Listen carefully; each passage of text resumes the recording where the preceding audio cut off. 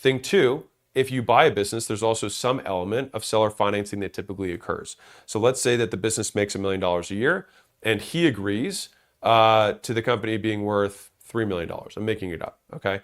$3 million is what the company's worth. You say, okay, can I finance half of that, so $1.5 million, over 5 years?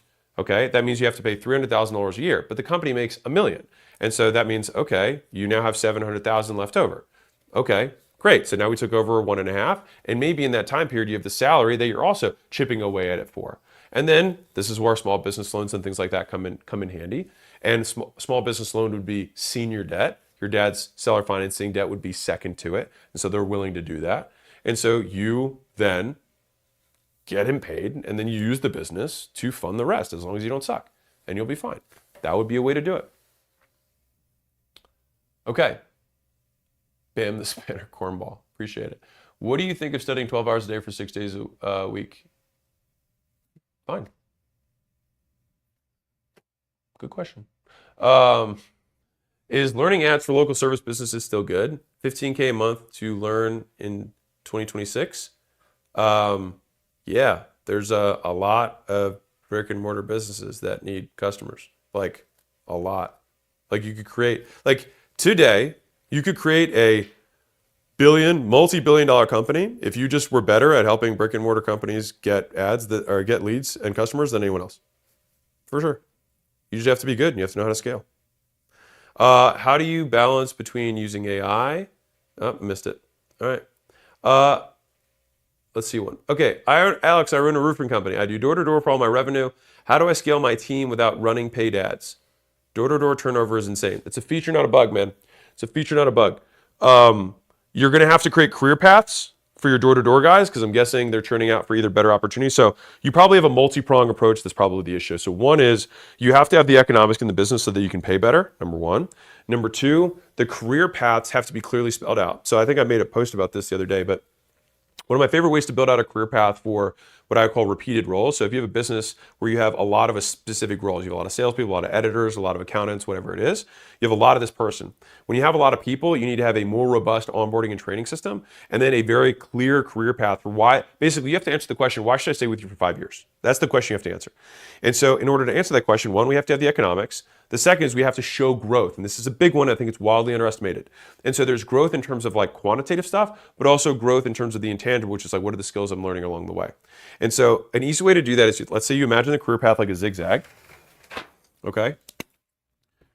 And so what we zigzag at each of these kind of corners is you have title increase, and then you have a pay increase. And you have a title increase, and then you have a pay increase. And you keep going all the way down. And for each of these title increases, you literally just change the title and you can add a perk, right? You get to work the higher income neighborhoods, right? That's a perk, right? You get to not have to work weekends if you don't want to. You get to work at the home field instead of the away field, right? There always could be perks. You get to, after a certain point, you start to get fed some inbound leads and the referral leads go to you. These are all things you can have as perks as people move up. And so what is the title? It's like, well, they're just closers. It's like, well, that's because you decide that closers is the only role. But you could have junior setter, setter, senior setter, junior closer, senior closer. Great. That's 6. And then we have manager. And then you have junior manager, manager, senior manager. Great. Now we have 9, right? And then each of those has a corresponding pay bump that happens with each of them. You're like, well, I can't make that many pay increases. You can go down to a penny. You can give 1 penny at a time. Of course you can do that many pay increases. And what is more important is that people feel like they're making progress.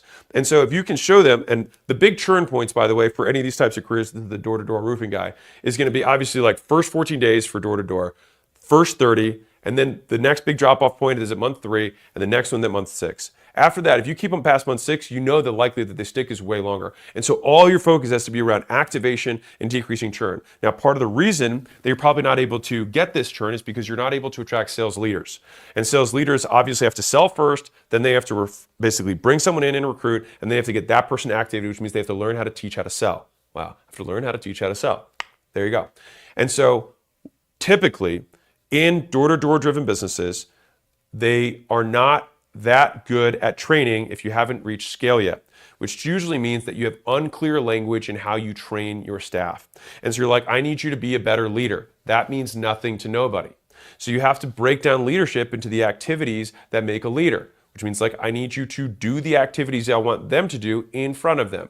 I need you to define the activities of selling into things that are observable, that you can see or hear, right? So it's not be more charismatic, it's nod your head and raise your voice at the end of questions. I need you to have natural variety in your voice, so it goes up and down and up and down. Sometimes you speed up, sometimes you slow down, sometimes you raise your voice, sometimes you lower it. And I need you to have this in the script, and you have to memorize the script. We just have to be clear about what we want. And most of the times when I go into sales teams, they have a lot of vague language. They say he's not being curious enough. So you just tell him to ask questions. Don't say be curious, because then you force him to translate that, and oftentimes the translation they have and what you want are two different things. And they're certainly different if you don't even know what it is, and you're expecting them to guess and somehow get it right.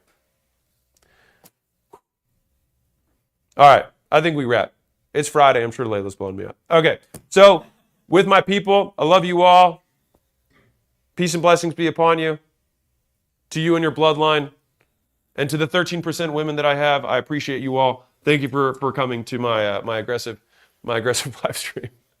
You guys rock and roll. Catch you later. Bye.